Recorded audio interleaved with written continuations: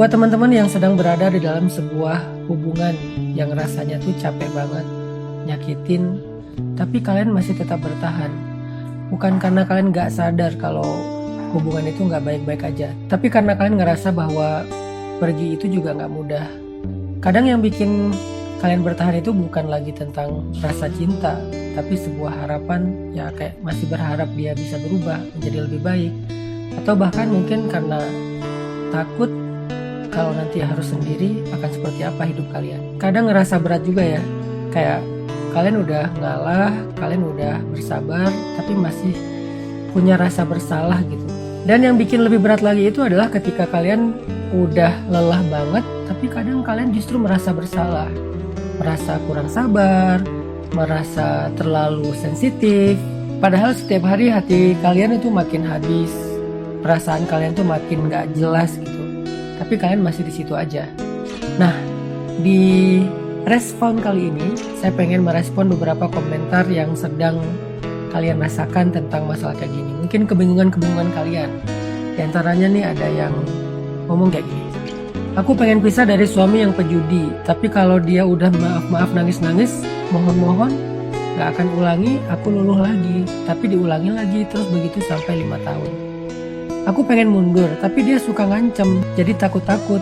Tapi aku sekarang udah bulat suara untuk mundur karena sudah lelah banget. Yang ketiga ngomongnya gini, aku terjebak sudah 15 tahun dan sampai sekarang masih bingung. Kadang sudah wake up, tapi sleeping lagi karena lihat anak. Sedang menjalani toxic relationship dan sedang mengumpulkan keberanian untuk meninggalkan.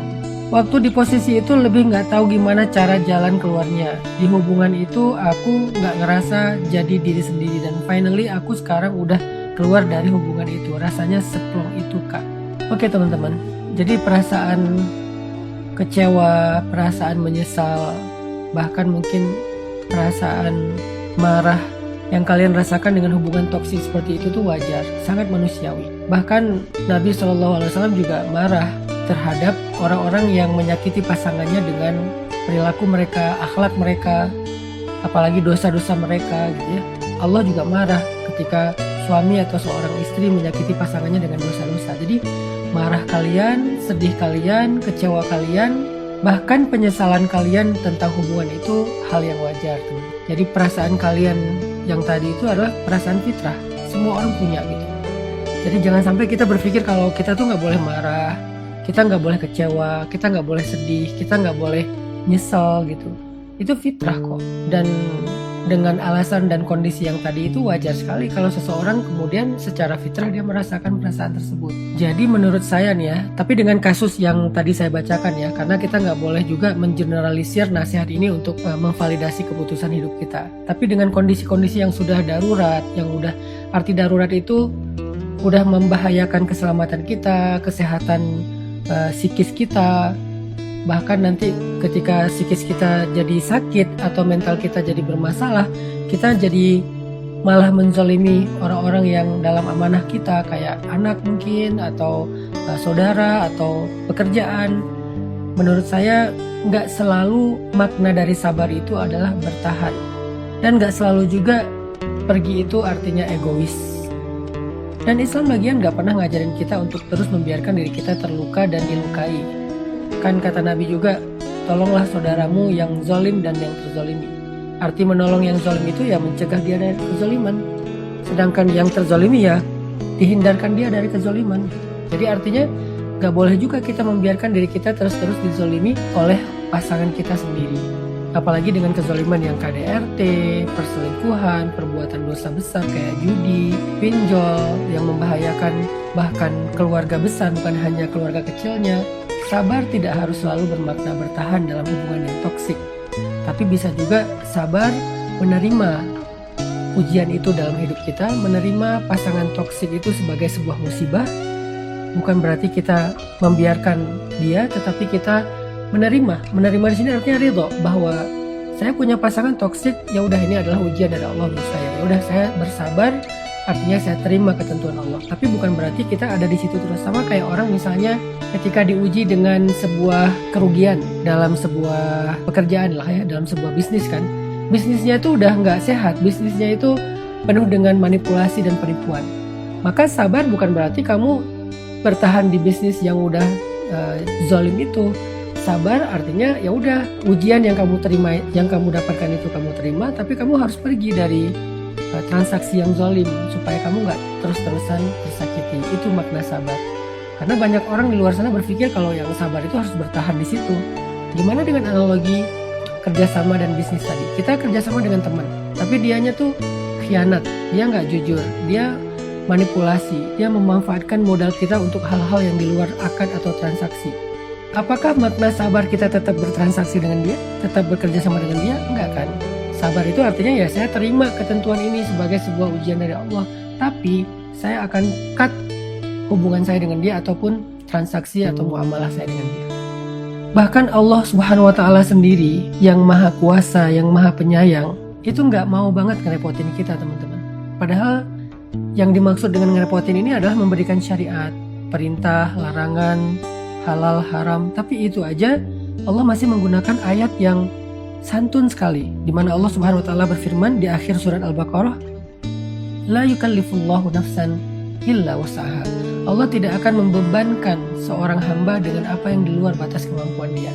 Artinya syariat saja yang insya Allah nggak mungkin menyakiti kita, nggak mungkin mengganggu kita, nggak mungkin merugikan kita, itu aja Allah masih ada tolerirnya. Kalau kita nggak mampu jangan dipaksain, nggak mampu puasa ya udah diqadha atau bayar fidyah, nggak mampu sholat tepat waktu ya udah nanti di jamak qasar karena safar, nggak mampu zakat ya udah sedekah, nggak mampu haji ya udah umroh, nggak mampu umroh ya udah sholat syuruk yang pahalanya sama dengan umroh atau nggak sama sekali. Agama aja, syariat aja yang nggak merugikan dan membahayakan kita itu masih ada toleransi di luar batas kemampuan kita. Apalagi dengan hubungan yang toksik. Kalau kita udah nggak mampu dan ini emang benar-benar menyakiti kita, anak-anak kita atau menyakiti banyak orang di dalam kehidupan kita, ya sudahlah. Ini bukan egois, ini bukan nggak sabar, tapi ini adalah maslahat terbaik yang kita bisa pertahankan. Sedangkan tentang ketakutan seseorang setelah dia pergi, kadang-kadang kan terutama perempuan ya, ketika dia pergi dia takut sendiri nanti gimana, nggak ada yang nafkahin bla bla bla. Allah merespon kegalauan dan ketakutan mereka di surat At-Talaq. وَمَنْ يَتَّقِ اللَّهَ يَجْعَلْ لَهُ مَخْرَجًا وَيَرْزُقْهُ مِنْ حَيْثُ لَا يَحْتَسِبُ. Siapa yang bertakwa kepada Allah, Allah berikan jalan keluar dan diberikan rezeki yang tidak terduga-duga. Teman-teman tahu nggak konteks ayat ini apa? Ini konteksnya perceraian. Jadi Allah seolah-olah mengencourage atau mungkin meneguhkan hati perempuan yang dizolimi oleh suaminya atau suami yang dizolimi oleh istrinya. Setelah mereka berpisah, Allah yang akan menanggung kebutuhan dia selama syaratnya dia bertakwa. Artinya dia bertakwa itu tetap menjalankan syariat, taat kepada Allah, gak menimbulkan fitnah sebagai seorang duda atau sebagai seorang janda. Maka Allah pasti akan menafkahi dia, memberikan dia jalan keluar. Bahkan di ayat-ayat berikutnya nanti banyak banget Allah memudahkan urusannya, Allah melipat gandakan pahalanya. Kenapa Allah bicara kayak gitu di surat At-Talaq, surat cerai? Karena Allah tahu ada kalanya kondisinya itu emang gak ideal, gak normal. Kondisinya itu benar-benar zalim. Maka mungkin pergi atau udahan adalah cara terbaik untuk mereka masing-masing. Tapi ini bukan sebuah nasihat untuk perceraian ya, tapi lebih ke kondisi darurat yang kadang terjadi di tengah-tengah masyarakat. Jadi penutupnya teman-teman, kalau kalian sedang merasakan sebuah hubungan yang membuat kalian kehilangan diri kalian sendiri, yang membuat kalian terus-menerus tersakiti, terzalimi, maka kadang yang perlu diselamatkan itu bukan hubungannya, tapi diri kalian sendiri. Dan menyelamatkan diri ini, kalau diniatkannya adalah untuk kemaslahatan, insya Allah jadi kebaikan di sisi Allah. Apa kemaslahatannya? Ya kalau saya sehat, kalau saya selamat dari kezaliman, saya bisa menafkahi ataupun membesarkan anak-anak secara lebih baik.